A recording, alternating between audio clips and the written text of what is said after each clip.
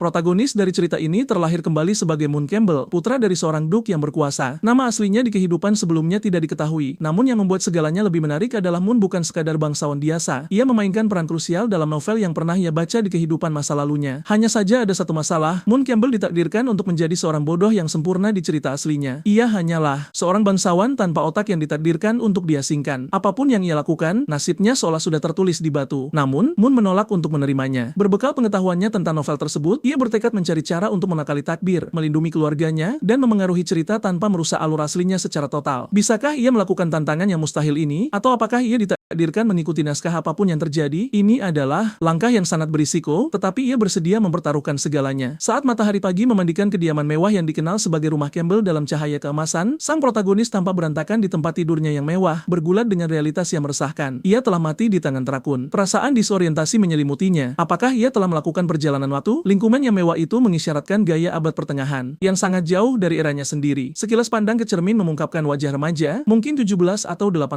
tahun. Tapi tubuh siapakah ini? Di mana ia berakhir? Tanyanya dalam hati. Pantulannya mengungkapkan wajah tampan yang mengingatkannya pada fitur mudanya sendiri. Ingatan tentang kecelakaan itu membanjir kembali. Kemunculan tiba-tiba Trakun, benturan, dan kemudian terbangun di sini. Apakah itu semua hanya mimpi? Di tengah kebutuhan akan jawaban, ia mengambil pisau dan membuat sayatan kecil di jarinya. Darah memercik dan ia meringis kesakitan. Itu nyata. Tubuh ini, kehidupan ini, semuanya nyata. Tiba-tiba, ingatan pemilik tubuh sebelumnya muncul. Sang inang bernama Moon Campbell, seorang bangsawan yang berbuat salah pada keluarga kerajaan, diturunkan menjadi rakyat jelata, dan akhirnya diasingkan menjadi pengemis. Kesadaran itu menghantamnya seperti sambaran petir. Ia telah terlahir kembali di tubuh penjahat berambut kuning, lebih buruk dari monster di novel favoritnya. Di kehidupan sebelumnya, ia sangat mengikuti web novel yang sedang tren, protagonis wanita terkuat. Ceritanya berkisar pada anak kerajaan tidak sah yang menjadi lebih kuat, membunuh monster, mengalahkan Raja Iblis, dan muncul sebagai pahlawan. Tapi Moon Campbell bukanlah pahlawan. Ia adalah penjahat tanpa otak yang menggunakan pengaruh keluarganya untuk mengirim pembunuh setelah protagonis wanita, secara tidak sengaja membuatnya semakin kuat. Akhirnya, keluarga Moon jatuh dan ia dilupakan sebagai pengemis di akhir cerita. Kekhawatiran menggerogotinya. Mengapa Moon Campbell tidak memilih untuk menjadi tuan muda yang baik? Mengapa ia terlahir kembali sebagai karakter paling tidak berguna dan bukan protagonisnya? Kepanikan muncul saat ia merenungkan langkah selanjutnya. Sebelum ia bisa berpikir lebih jauh, ketukan di pintunya menginterupsi pikirannya. Seorang pelayan cantik berambut hitam, pelayan pribadinya, masuk ke kamar dengan anggun. Ia menyapa dan membawakan pakaian yang akan dikenakan untuk perjamuan besok. Moon menggaruk kepalanya dengan canggung, masih berusaha memahami situasi. Melihat jarinya yang terluka, ia bertanya tentang hal itu. Bukan masalah besar, ia jawab, meminta perban. Namun, sang pelayan tampak bingung. Dia tidak mengerti cara membalut luka Moon. Dia bisa menghentikan pendarahannya, ujarnya sambil berlutut di depannya. Yang mengejutkan, pelayan itu dengan penuh kasih sayang menjilati jarinya yang berdarah, membuat Moon yang masih perawan ini memerah karena malu. Darahmu berharga dan tidak boleh disia-siakan, komentarnya dengan lembut. Ia menambahkan bahwa Moon seharusnya tidak menyakiti dirinya sendiri. Pikirannya berpacu dengan berbagai pemikiran, tetapi ia berjanji untuk mengingat kata-katanya, mengumumkan kepergian sang pelayan, dan berterima kasih atas kerja kerasnya. Begitu dia meninggalkan ruangan, Moon tidak bisa menahan kegembiraannya. Apakah dia telah dipindahkan ke versi lain dari cerita tersebut? Sambil memerah tak terkendali, ia merenungkan keimutan dan sikap lembut sang pelayan, benar-benar calon istri yang ideal. Sementara itu, di luar ruangan, sang pelayan terdiam sejenak, bertanya-tanya apakah tuan mudanya benar-benar telah mengakui keberadaannya. Kembali di kamarnya, pahlawan kita berbaring di tempat tidur, merenungkan mengapa seseorang yang begitu tampan dan kaya ingin menjadi penjahat. Ia teringat penyebab kehancuran Moon, memprovokasi putri ketiga selama upacara kedewasaannya. Berbekal pengetahuan ini, ia bisa mengubah nasib Moon dengan menghindari sang putri dan menjauhi masalah. Ia perlu mengetahui tanggal upacara kedewasaan untuk merencanakan langkah selanjutnya. Mengingat pakaian untuk perjamuan, ia menyadari dengan ngeri bahwa acara itu diadakan keesokan harinya. Ia mengumpat dengan keras, mencengkeram kakinya sambil terisak. Keputusasaan membuatnya memanggil sistem, Dewi, atau siapapun yang bisa membantunya. Di kehidupan sebelumnya, ia cukup beruntung mendapatkan 5 kartu emas dari 10. Mungkin ia memiliki semacam chat di sini juga. Dengan helaan napas, ia mengakui tidak banyak yang bisa ia lakukan sekarang kecuali meminta maaf dan berharap sang putri tidak menyimpan dendam lama. Jika yang terburuk terjadi, ia bersiap untuk berlutut dan meminta maaf dengan sepenuh hati. Tiba-tiba, sesuatu menghantam kepalanya hingga sedikit berdarah. Ia mengeluh tentang rasa sakit, bertanya-tanya apa yang telah mengenainya. Menemukan objek itu, sebuah buku, ia menyatakan ketidakpercayaan dan kegembiraan. Sambil memegang buku itu, ia menyadari bahwa chatnya telah tiba. Maka bab pertama pun berakhir. Moon memeluk buku aneh itu, merasakan secercah harapan. Mungkin Tuhan tidak menyerah padanya meskipun takdirnya adalah menjadi pengemis dan pecundang. Dengan chat ini, ini, segalanya berbeda sekarang. Mengesampingkan rencana permintaan maafnya, ia merasa yakin bahwa takdir ada di tangannya. Dengan penuh semangat, ia membuka buku itu, matanya membelalak penuh antisipasi. Namun, yang membuatnya ngeri, buku itu kosong. Tidak ada satupun kata atau gambar di dalamnya. Bingung, ia memegang buku itu menyamping, merenungkan apakah ada cara khusus untuk mengaktifkannya. Mengingat latar belakang novel yang abad pertengahan, ia tidak yakin. Saat ia merenung, setetes darah dari kepalanya yang terluka secara tidak sengaja jatuh ke buku tersebut. Awalnya ia terkejut melihat buku itu memancarkan energi gelap. Detik berikutnya, ia ketakutan saat buku itu mulai membalik halamannya sendiri. Darahnya terserap ke dalam buku, dan perlahan Moon mulai kehilangan kesadaran. Entah bagaimana, ia mendapati dirinya berada di ruangan gelap, terikat oleh rantai. Saat ia membuka mata, mencoba memahami apa yang terjadi, ia disambut oleh gadis misterius yang telah menunggunya sadar. Ia terkejut, namun segera merasakan sakit dari rantai tersebut. Wanita aneh itu menjelaskan bahwa rasa sakit itu tak terelakkan, menambahkan bahwa dia hanya memberinya pelajaran. Ia menyentuh tubuh maskulinnya dengan jarinya, mengungkapkan kekecewaan. Moon seharusnya kejam dan jahat, membawa rasa sakit bagi orang lain dan membuat semua orang membencinya. Tetapi dia berubah, dan itu mengkhawatirkannya. Dia tidak bisa kehilangan dia, katanya. Tapi jangan khawatir, tidak peduli berapa lama waktu yang dibutuhkan, dia siap untuk menyucikannya berulang kali karena dia mencintainya. Mereka ditakdirkan untuk bersama, dan bahkan kematian tidak bisa memisahkan mereka. Tambahnya, meninggalkan Moon putus asa dan memohon bantuan. Sebelum sesuatu bisa terjadi, ia tiba-tiba terbangun dengan kasar, terkejut. Ia merenungkan situasinya. Sambil memegang kepalanya, ia menyadari itu hanya mimpi, tetapi rasa sakit yang tertinggal di tangannya terasa nyata. Apakah itu penglihatan masa depan? Sambil memegang buku itu, ia teringat peristiwa tersebut dan bertanya-tanya apakah mimpi itu disebabkan oleh sesuatu yang salah ia lakukan. Saat ia membuka buku itu kembali, ia terpaku. Kali ini, sebuah pesan tertulis memperingatkannya untuk tidak mengubah takdirnya. Segera, buku itu menarik kembali dan masuk ke dalam kepalanya. Moon, yang sekarang merasa bingung, bertanya-tanya apakah ini peringatan bahwa ia tidak bisa mengubah plot asli novel tersebut. Jika tidak, ia akan menghadapi akhir seperti yang ia lihat dalam mimpinya. Ia merenungkan mengapa ia harus menghadapi hasil tragis seperti itu. Menatap cakrawala, ia menyadari bahwa mengubah nasibnya hanyalah angan-angan, dan ia harus tetap berpegang pada alur cerita. Saat itu juga, terpikir olehnya, di dalam novel, Moon hanyalah pengemis buangan namun tidak pernah mati pada akhirnya. Alasan dia menjadi pengemis adalah karena dia adalah anak kaya yang tidak berguna yang tidak tahu cara mencari uang. Tetapi pahlawan kita berasal dari masyarakat modern dengan pengalaman. Saat diasingkan, ia hanya perlu mulai dari nol di negara lain menggunakan pengetahuan modernnya. Menjadi bangsawan hanyalah status dan hak istimewa dengan mengeksploitasi pekerja. Sebagai seorang jenius dengan etos kerja yang kuat, ia yakin bisa menggunakan pengetahuan dan tangannya sendiri untuk menciptakan kekayaan. Di adegan berikutnya, Moon Campbell sedang menikmati makanannya, menyadari bahwa ia tidak pernah merasakan kelezatan seperti itu di kehidupan sebelumnya. Semuanya berbau dan terasa nikmat. Ibunya, Duchess Novi Campbell, mencatat betapa bahagianya Moon hari ini. Ayahnya, Duke dari Kekaisaran Leopold, menyatakan bahwa alasannya pasti karena upacara kedewasaan, salah satu perjamuan terpenting dalam hidup putranya. Sang protagonis mengangguk, menyapa orang tuanya dan menyatakan ia menantikannya. Seperti ibu pada umumnya, ia melontarkan pujian panjang, mencatat betapa tampannya Moon kecilnya dan betapa dia pasti akan menjadi pusat perhatian banyak gadis di perjamuan. Namun ayahnya mencatat bahwa itu tidak mungkin karena Moon sudah memiliki tunangan yang mungkin cemburu jika itu terjadi di perjamuan. Kemudian sang ibu cemberut seperti anak kecil yang keras kepala, menyatakan bahwa sang putri, tunangan putra mereka, tidak pantas untuknya karena temperamennya yang dingin dan tidak imut. Menasihati istrinya untuk tidak mengatakan hal seperti itu, Duke membela sang putri. Namun, Moon menonton dengan senyuman, tetapi khawatir di dalam hati. Putri Celia, tunangannya, adalah putri ketiga kekaisaran, diberkati oleh para dewa dan seorang jenius sihir. Tidak berlebihan untuk menyebutnya wanita paling cantik di kerajaan. Dalam cerita, dia mendapatkan perhatian karena temperamennya yang dingin dan selalu menjadi pusat perhatian kemanapun dia pergi. Seandainya saja, orang tuanya tahu betapa busuknya putra mereka, belum lagi mereka adalah satu-satunya yang memperlakukannya seperti harta karun. Saat sang protagonis berpamitan, ia secara mental menjelaskan bahwa keluarga Campbell akan menghilang berdasarkan plot asli cerita. Meskipun dia tidak bisa mengubah takdirnya, dia menolak untuk menerima fakta ini. Jika dia tidak bisa mengubah takdirnya sendiri, dia akan mengubah takdir orang lain. Paling penting, alasan kejatuhan keluarganya tidak terikat padanya, melainkan pada jebakan yang memfitnah keluarganya atas pengkhianatan. Ia berencana mencari dalangnya. Saat matahari terbenam di Kekaisaran Leopold, Moon merenungkan situasinya. Upacara kedewasaan sudah dekat dan tidak ada yang bisa dia lakukan selain bersiap. Untuk menghadapi Putri Celia, dia berencana membius sang putri, tetapi sayangnya, sang inang tidak memiliki ingatan tentang obat-obatan yang bagus. Dengan tangan di dagu, ia perlu mencari cara untuk menyelinap keluar. Novel tersebut mencatat bahwa pedagang barang haram berkumpul di kota. Terbuai dalam pikirannya, ia tidak menyadari pelayan yang mendekat. Secara tidak sengaja, pelayan itu menumpahkan teh Duke dan Duchess pada Moon. Ketakutan dan bingung, sang pelayan terkejut saat Moon bertanya apakah dia baik-baik saja. Butuh waktu baginya untuk menyadari bahwa itu adalah tuan muda. Dia segera meminta maaf, ingin membersihkan kekacauan itu. Saat menyadari pakaiannya ternoda, dia percaya dia sudah tamat. Sambil memegang kepalanya, dia memohon agar tuan mudanya tidak menghukumnya atau mengirimnya ke jalanan dalam keadaan telanjang. Moon tidak bisa tidak bertanya-tanya tentang kesan seperti apa yang telah ia tinggalkan pada para pekerjanya. Ia mendesaknya untuk bangun, membuatnya terbelalak sementara menyadari sang pelayan merasa panas. Tiba-tiba, mendekatkannya, ia memeriksa suhu tubuh pelayan itu, memastikan bahwa dia sedang kurang sehat dan bertanya mengapa dia tidak beristirahat. Sedikit malu, dia menjelaskan bahwa itu karena upacara kedewasaan besok. Tetapi Moon segera meyakinkannya bahwa dia tidak bisa bekerja saat sakit. Tepat pada gilirannya, N tiba, dan Moon mencatat bahwa waktunya sangat tepat. Setelah mengetahui namanya adalah Null, ia meminta dia untuk mengambil cuti sehari. Tapi N melaporkan tentang acara besok dan bagaimana semua pelayan sibuk. Jika Null mengambil cuti, beban kerja akan jauh lebih berat. Moon menyarankan dia untuk mempekerjakan bantuan tambahan, bukan hal yang mustahil bagi mereka untuk melakukannya. Ia tidak lupa menginstruksikannya untuk melakukannya segera karena dia butuh segalanya sempurna, memastikan tidak ada yang merusak acara bagi para tamunya. N menundukkan kepalanya dan menegaskan instruksinya. Kedua pelayan itu menatapnya diam-diam saat ia pergi. Ketika dia sudah cukup jauh, Null mengingatkan N tentang masa-masa ketika dia benci ide mempekerjakan orang biasa, mencatat mereka menjijikan. Tapi N menyarankan dia untuk mengikuti perintahnya dan beristirahat. Saat Null berjalan pergi, dia memikirkan perubahan sikap Moon yang tiba-tiba. Tampaknya dia memiliki agenda tersembunyi dan dia bertanya-tanya tentang rencana masa depannya. Di tempat lain, perhiasan berserakan di mana-mana. Moon membuang barang-barang dari peti, berharap menemukan apa yang dia cari untuk menghadapi tunangannya. Ia membutuhkan ramuan khusus, sulit ditemukan dan mahal untuk dibuat, menyebabkannya menjadi barang selundupan. Matanya berbinar saat menemukan apa yang dia cari dengan susah payah, tetapi mencatat bahwa sang inang benar-benar sampah. Ramuan itu hanya dijual di pasar gelap bawah tanah dan dia memiliki token VIP. Adegan berpindah ke kereta di malam hari di kamar dagang. Moon menginstruksikan pengemudi untuk menunggu, menjelaskan bahwa dia perlu membeli perhiasan untuk orang tuanya. Setelah turun dari kereta dan keluar dari pandangan, ia segera berlari ke tikungan, mengikuti jalan yang ia ingat bahwa, di dalam novel, jalan menuju pasar gelap adalah melalui selokan di luar kota kerajaan. Berjalan dengan obor cahayanya, ia bertanya-tanya apakah dia telah sampai saat melihat pria berkerudung besar. Pria itu segera meminta identitas, dan Moon mengenalinya sebagai tikus selokan. Mendekati pria itu, ia menunjukkan tokennya dan menyebutkan dia sedang mencari Charion. Menyadari dia adalah seorang tamu, pria itu segera membuka pintu dan meminta Moon masuk. Moon bingung dengan fakta bahwa seluruh pasar ada di bawah tanah di kota itu, tempat di mana berbagai transaksi dilakukan, mulai dari bahan untuk ramuan hingga penjualan binatang ajaib. Alur cerita dari novel membanjiri kepalanya saat ia ingat salah satu anggota tim protagonis dibeli di sini. Tapi semua ini sekunder karena dia memprioritaskan tujuan utamanya selanjutnya. Bel berbunyi saat Moon memasuki salah satu toko. Penjaga toko yang memakai topeng menyambutnya dengan antusias. Saat ditanya apa yang diinginkannya, Moon tidak membuang waktu, menyatakan dia membutuhkan ramuan yang tidak berwarna, tidak berbau, dan khusus untuk para penyihir, membuat mereka tertidur. Penjaga toko mengerti, mencatat dia pasti kaya dan ingin menggunakan kesempatan untuk mendapatkan keuntungan lebih. Namun, Moon segera berbalik untuk pergi, jelas tidak mau dipermainkan. Penjaga toko memohon padanya untuk menunggu. Dia memintanya menunggu sebentar sementara dia menyediakan ramuan itu. Saat dia mencari, Moon mencatat kerahasiaan penjaga toko yang menggunakan proses magis untuk menyamarkan suaranya, membuatnya sulit untuk mengetahui apakah dia laki-laki atau perempuan. Dari apa yang dia lihat, dia menyadari dia pasti wanita cantik yang mengelola toko pasar gelap yang berurusan dengan segala macam orang. Dia bertanya-tanya apakah menjalin hubungan dengannya akan membantu di masa depan. Dia bersikeras bahwa dia membutuhkan lebih banyak waktu, tetapi protagonis kita tidak terburu-buru. Dia menunggu dengan sabar, menikmati suasana toko kecil yang ramai. Tepat saat itu, pintu kios terbuka dan pelanggan lain masuk. Wajah penjaga toko terang dengan senyum menyambut saat dia menyapa sosok berkerudung yang baru saja tiba. Pelanggan berkerudung itu, suaranya lembut namun tegas, memberitahu penjaga toko bahwa dia mencari obat yang begitu ampuh hingga tidak meninggalkan jejak. Penjaga toko mengangguk, mencatat ramuan itu tersedia tetapi bingung dengan permintaan yang tidak biasa hari ini. Moon sudah merasakan bahwa pelanggan itu adalah seorang wanita dari sikapnya yang tenang. Dia menambahkan hampir dengan bijak bahwa ramuan itu tidak berbahaya, tetapi khawatir tentang calon korbannya karena tidak ada yang bisa dia lakukan. Penjaga toko merasakan minat yang tumbuh, menyajikan ramuan itu kepada Moon. Warnanya yang cerah menarik perhatiannya seolah membaca pikirannya. Dia meyakinkan mereka bahwa ramuan itu cukup ampuh untuk membuat gajah pingsan selama 2 hingga 3 jam dan tetap tidak terdeteksi, terutama jika dimasukkan ke dalam anggur merah. Mata Moon membelalak karena heran. Dia bertanya apakah itu benar saat pelanggan berkerudung itu memeriksa ramuan tersebut. Penjaga toko meyakinkannya, menambahkan bahwa dia bisa mencoba ramuan itu saat dia tertidur. Biaya perawatan akan dikenakan per jam, meskipun itu tidak perlu di pihak Moon. Dengan formalitas selesai, penjaga toko menyatakan harga. Ramuan itu 130.000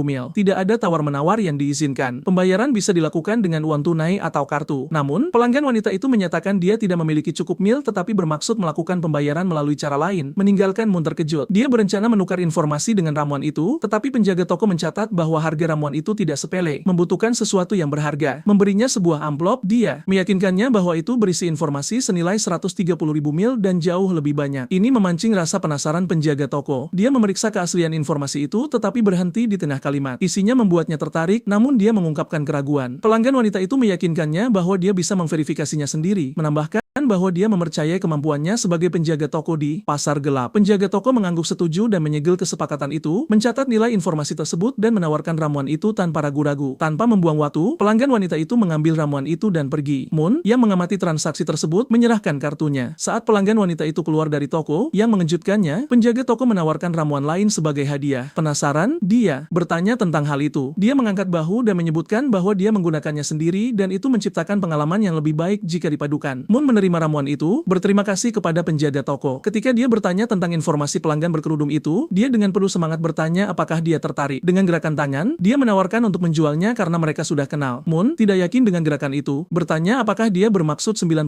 mil. Bukan, itu sebenarnya 900.000 mil. Moon tidak membuang waktu mencari pintu keluar kios. Saat dia pergi, dia berpikir tentang bagaimana pasar itu penuh dengan orang-orang teduh dan dia membutuhkan seseorang yang jujur untuk dipercaya. Jika tidak, mereka hanya akan memanfaatkannya seperti sapi perah. Namun, dia melambai padanya selamat tinggal, menyuruhnya untuk datang kembali lain kali. Setelah beberapa lama, penjaga toko perlahan memungkapkan wajahnya. Dia mengharapkan Moon mempekerjakan rakyat jelata untuk melayani di upacara kedewasaannya, dan putri ketiga akan menjadi salah satu tamu yang diundang. Kekhawatiran utamanya adalah kepada siapa harus menjual informasi itu. Dia membayangkan menjualnya kepada pangeran kedua yang membenci putri ketiga, atau kepada Duke Raymond yang memiliki konflik dengan ayah Moon, Duke Campbell, atau mungkin menjualnya kepada kedua belah pihak, membunuh dua burung dengan satu batu. Segera, hari upacara tiba. Malam itu, di kediaman besar Campbell, salah satu tamu mencoba memperkenalkan putrinya kepada Moon dan ayahnya. Putrinya, bagaimanapun, menghindari tatapan Moon saat menyapa, tidak sengaja melakukan kontak mata sebelum dengan cepat berlari dengan alasan ibunya memanggilnya. Ayahnya meminta maaf, menjelaskan bahwa dia terkadang pemalu di sekitar orang. Moon di sisi lain meyakinkannya untuk tidak khawatir. Lagi pula, itu sudah dalam ekspektasinya. Bukan hanya putri pria itu, semua orang merasakan hal yang sama. Itu karena reputasi buruk sang inang. Duke Campbell kemudian menepuk kepala putranya, menyatakan bahwa dia puas dengan penampilannya, menyebabkan Moon bertanya mengapa dengan kekaguman. Dia menjelaskan bahwa kekhawatirannya sebelumnya tidak perlu. Adapun Moon, dia harus menikmati menjadi pusat perhatian karena itu menandai hari di mana dia akan menjadi pria dari keluarga Campbell. Moon sekarang percaya diri, meyakinkan ayahnya bahwa dia akan melakukan yang terbaik. Tepat saat itu, seseorang di luar meminta ketenangan. Ruangan hening saat putri ketiga kekaisaran membuat pintu masuknya yang megah ke perjamuan. Penulis menekankan bahwa dia adalah tunangan sang protagonis, salah satu pemeran utama wanita, menjadikannya pusat perhatian. Di bab selanjutnya, Duke memberitahu putranya untuk menyambut sang putri, meminta izin untuk menemui Duke yang lain. Moon setuju, menyapa sang putri dengan sopan. Sang putri mencatat bahwa sudah lama sejak terakhir kali mereka bertemu, tetapi Moon berkomentar bahwa dia tampak memukau seperti biasanya. Sedikit terkejut dengan pujiannya, dia berterima kasih terlepas dari itu karena kata-kata seperti itu jarang darinya. Sementara itu, Moon tidak bisa tidak memperhatikan kehadirannya yang mencolok, terutama dua aset tersebut. Memainkan perannya, Moon bertanya apakah pujian langka seperti itu berarti dia adalah orang yang kasar. Namun, dia segera tertangkap basah oleh tatapan dinginnya. Memumpulkan dirinya, dia menyarankan dia untuk beristirahat dari perjalanan panjang karena perjamuan akan segera dimulai. Saat dia berjalan pergi, Moon menghela napas lega. Dia sangat imut tapi menakutkan, seperti yang diharapkan dari pemeran utama wanita pertama novel tersebut. Saat dia bertukar sapa dengan bangsawan lain, dia memperhatikan betapa berbedanya Moon, biasanya sopan, yang memancing minatnya. Sementara itu, saat para bangsawan berbincang, Moon mendengar mereka membicarakan tentang anak tidak sah dari kaum Bugar yang baru saja menantang tunangannya berduel. Rupanya kaum Bugar telah menjadikannya pewaris meskipun dia adalah anak tidak sah dan seorang wanita. Saat bisikan semakin keras, subjek pembicaraan mereka tiba di perjamuan, menarik perhatian mereka padanya. Moon tahu dia adalah protagonis utama novel, Ariel Bugar, bersama rekannya, Leah Angel. Ariel menyapa Moon dengan santai sambil merapikan rambutnya dengan sikap tertentu. Dalam proses menanggapi sapaannya, seseorang segera memanggilnya anak haram rendahan. Seorang bangsawan berkacamata menunjuk padanya, berseru bahwa dia tidak punya hak untuk berbicara dengan Moon, membuatnya terkejut. Moon tidak membuang waktu untuk menutup mulut si bodoh dengan senyum gugup. Dia memanggilnya dengan namanya, Ariel Bugar, menghargai kepeduliannya akan kesejahteraannya. Ini membuatnya terbelalak dan heran. Leah menatapnya dengan rasa ingin tahu. Namun, mengingat betapa Moon selalu kasar dan memiliki sel otak kurang dari semut, menyapanya sebagai putri tidak sah yang rendahan dan tidak pernah dengan nama, bertanya-tanya apakah dia merencanakan sesuatu. Tiba-tiba Moon mengulurkan tangannya ke arah Leah, menyapa dengan namanya, membuatnya terkejut melihat Moon mengingatnya dengan senyum. Dia menyatakan bahwa adalah tanggung jawabnya untuk mengetahui semua tamu yang menghadiri pestanya. Sebelum dia bisa menerima, Ariel menepis tangannya dengan belak-belakan namun tegas. Dia bertanya apa yang sedang dia rencanakan, memberinya waktu untuk tidak merespons. Dia dengan dingin menyuruhnya mendengarkan, mengungkapkan kemarahannya dengan gigi terkatuk. Dia menjelaskan bahwa alasan dia menghadiri upacaranya adalah karena ayahnya. Dia memperingatkannya bahwa jika dia memiliki niat buruk terhadap Leah, dia tidak akan pernah membiarkannya pergi. Tanpa mengucapkan selamat tinggal, dia pergi bersama Leah yang menatap Moon dengan ekspresi khawatir. Ya, itu sudah dalam ekspektasinya. Ariel adalah karakter utama novel dan stereotip umum, membuatnya sulit untuk meyakinkannya dalam waktu singkat. Lagi pula, mereka ditakdirkan untuk menjadi dua kehidupan paralel dalam cerita. Waktu berlalu di bawah naungan orang tua Moon. Dia menyelesaikan pidato kedewasaannya, menjadi menjadi pewaris resmi keluarga Campbell. Saat para tamu bertepuk tangan, dia tahu bahwa sayangnya, itu semua untuk malam itu dan alur cerita harus tetap utuh. Tapi setidaknya itu sudah berakhir dan Moon menghela napas lega. Pidato itu tidak nyaman, sekarang ke langkah berikutnya. Setelah beberapa waktu, ia melihat tunangannya sedang menatap keluar jendela. Saat ia mendekat, ia merasa bersalah karena telah membiarkan sang putri sendirian. Sang putri tampak sedikit terkejut melihatnya, namun sebelum ia sempat berkata apapun, ia mengajaknya berdansa, yang membuatnya semakin terpaku. Ia tidak punya alasan untuk menolak karena ini adalah harinya, perayaan kedewasaannya. Dansa mereka menarik perhatian banyak orang, bahkan Leah mendesak Ariel untuk melihatnya. Penulis menyoroti bahwa mereka adalah pusat perhatian di lantai dansa. Putri Celia memulai percakapan dengan memuji kemampuan dansanya, tetapi ia dengan rendah hati menepisnya, menyatakan bahwa ia masih seorang pemula. Celia tidak bisa menahan diri untuk berkomentar bahwa ia telah berubah. Ia bertanya apakah tindakannya tidak mencerminkan seorang bangsawan, namun bukan itu masalahnya. Ekspresi wajah Moon berubah ketika ia meminta penjelasan mengenai maksud Celia. Celia teringat perkataan Moon sebelumnya saat ia mengajak Putri Viscount berdansa di pesta dansa kampus. Kata-kata tepat yang diucapkannya saat itu adalah agar sang gadis berbangga karena seseorang seperti dirinya mau berdansa dengannya, seseorang yang akan diperebutkan oleh gadis-gadis lain. Kini, hal itu tidak lagi mengejutkan baginya